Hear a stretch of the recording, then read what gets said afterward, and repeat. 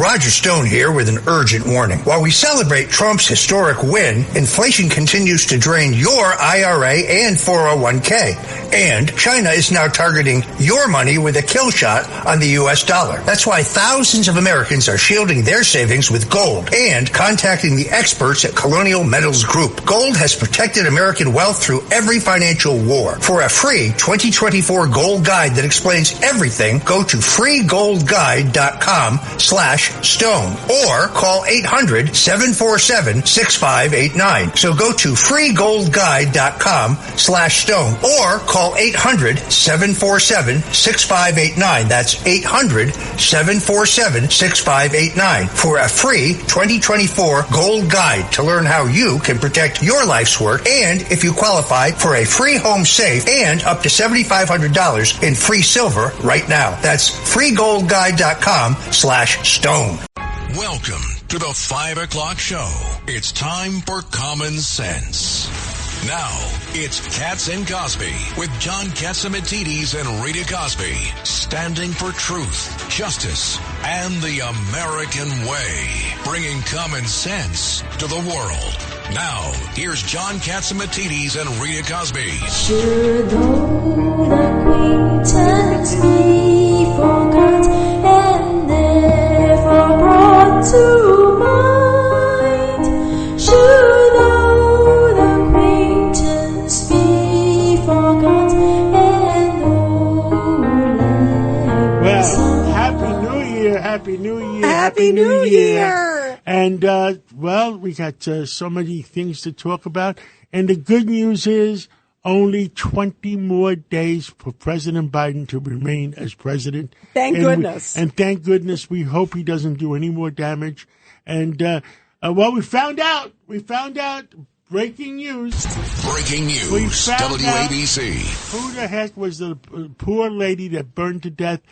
Curtis Sliwa, you have a special report for us? Yeah, they took her fingerprints and collected DNA evidence, and they've established that is Debrina Kawam, who had been living in the Big Apple shelters since at least September 9th, had been given a bed at the Franklin Williams Women's Shelter in the Bronx on November 30th, but left and has been riding on the trains and living on the trains ever since December 2nd.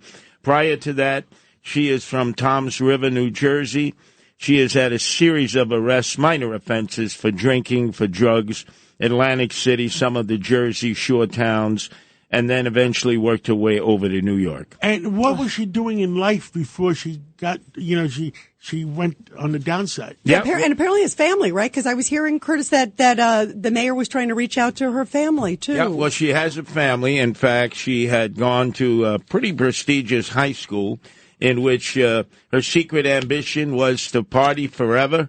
She was one of 3 girls voted the most punk, spent a lot of time in Atlantic City in the casinos, but then started bankruptcy filings, and it seems that's when her life began to fold. And how old was she? She was 57. Wow. Any kids or anything? Do we know if she was, a mom or anything like that? Or? None of that, but apparently when her father, William Kawam, died in 2009, she began a downhill trek. She was very close to her father, and you can see she had citations, fines for drinking, for using drugs, smoking marijuana up and down the Jersey Shore. But it seemed like she was hanging out a lot in the streets of Atlantic City. Now, there's some more breaking news. Breaking news, Tell us WABC. what happened today. Yeah, more problems on the subways. This is terrifying. 3 thugs circle a guy on 18th Street and 7th Avenue, the number 1 train uptown. He's looking in his cell phone like we all do, and they wait until the train comes right towards him. He's just there like 10 feet away. One guy pushes him in front of the train. They then jump the turnstiles. They leave. Apparently, one of the guys was caught. The other 2 are on the lam. He's in serious condition. He may not survive. You can actually see him go underneath the train. It took the FDNY EMTs a long time to extricate him.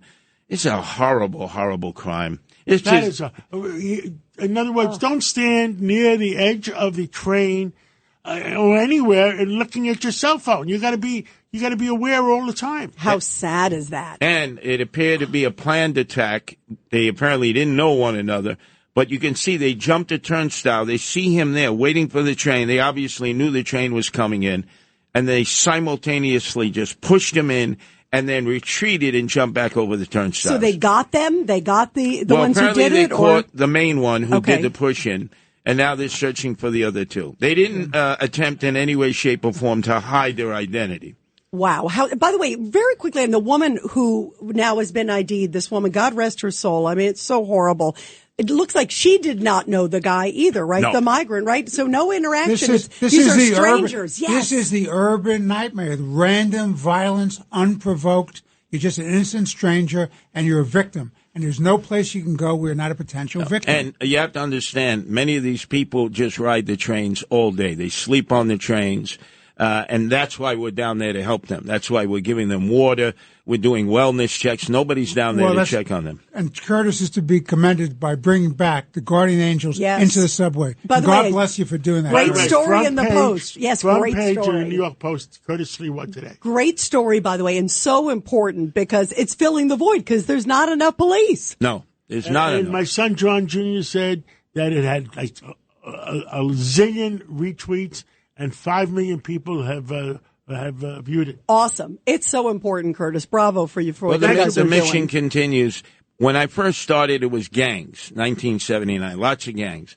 Now it's these, as you mentioned, Judge, random attacks that are either done by emotionally disturbed persons or are done on homeless people or regular citizens.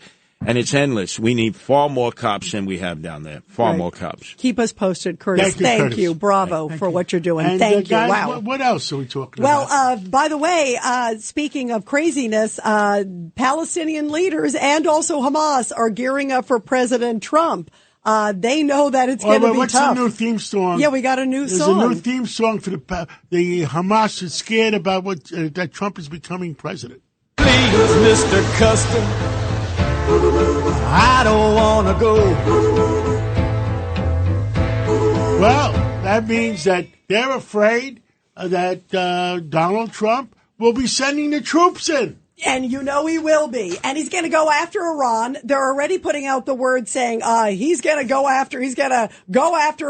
Hamas is shaking in its boots. And also Palestinian leaders are saying they know that he's going to put Hamas and Iran in the bullseye. And I bet, I don't know anything, but I bet Israel's going to, after January 20th, is going to have a blank check to go after Iran. Well, run, baby, run. Yeah, and you know what, John? That's what should have happened to begin with. You think about how different that would have been, Ed Cox, had they had 100% support from the U.S. president. It would have made a lot of difference, but the Israelis had taken out all the defenses. Yeah, they did the work themselves. This afternoon, they took out a lot of Houthi defenses. Exactly, so they can take them out completely whenever they want to. Thank goodness. And they need to take out the Houthis. We have to have open navigation. You can't allow a dissident group, a militant group, to terrorize everybody, shoot at our ships, shoot at international trade. You can't do that. Well, speaking of what you can't do, are you hearing what's going on our border, Tren de Aragua? The gang, now they are coming up armed and storming the border. There's reports because they know also President Trump is coming in on January 20th. They know a new sheriff's in town. And they have already said that they don't care about law enforcement. Is storming it's scary. with weapons, with scary. knives. They're And attacking border agents. Yeah, and these are ruthless guys, you guys. I mean, these are not just, anybody crossing. This is not grandma crossing the border. They should give these border agents shoot-to-kill authority to protect themselves against these savage hordes. Yes. They absolutely, positively have to do that. Yeah, they should. Why not, right? They should. That's why they're using only knives, because if they had guns, they could shoot them. Right. Although if somebody comes after you with a knife and it's self-defense. They can kill you just I as bet dead. they're careful. Trust me, they can kill you just as dead with a knife. The border guards have guns.